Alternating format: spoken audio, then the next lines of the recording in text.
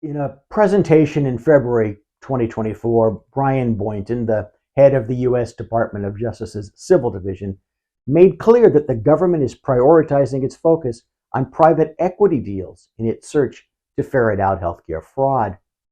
Mr. Boynton remarked that PE and venture capital investors influence patient care by providing express direction for how a provider should conduct their business, or more indirectly, by providing revenue targets or other indirect benchmarks intended to prioritize reimbursement. Boynton stated that if an investor knowingly engages in conduct that causes the submission of false claims, they may subject themselves to liability.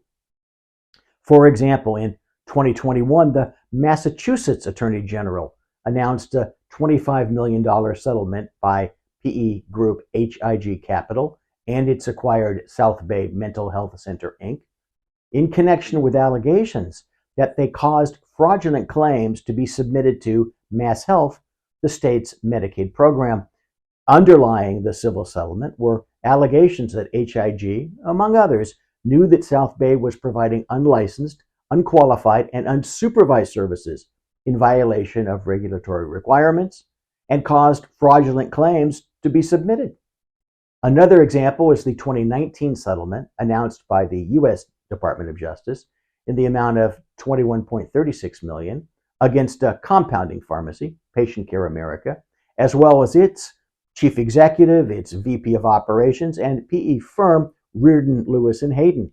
The case centered on allegations of kickbacks to outside marketers to target military members and their families for prescriptions for compounded creams and vitamins, which were formulated to ensure the highest possible reimbursement from TRICARE.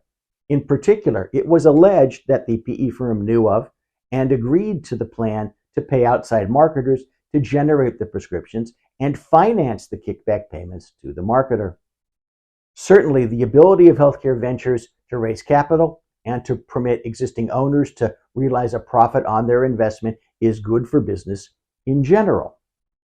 However, the root of the problem is that, as opposed to long-term investors with true skin in the game in terms of investing in well-run healthcare ventures, PE, with its short-term outlook, often not only overlooks existing healthcare fraud during the due diligence process, but is likely to stimulate it in its focus on short-term profits. The point for those looking to sell, especially for those looking to sell in part, selling to an investor class which is under special scrutiny comes with obvious danger, additional scrutiny. As I've said many times, a seller has to consider two purchase prices. The first purchase price is the one that the seller receives. The second purchase price is the one that the seller pays by having sold to the wrong buyer. You're undoubtedly familiar with the concept of caveat emptor, let the buyer beware. Physicians and other owners of healthcare ventures of all sorts should be equally aware of caveat venditor, let the seller beware.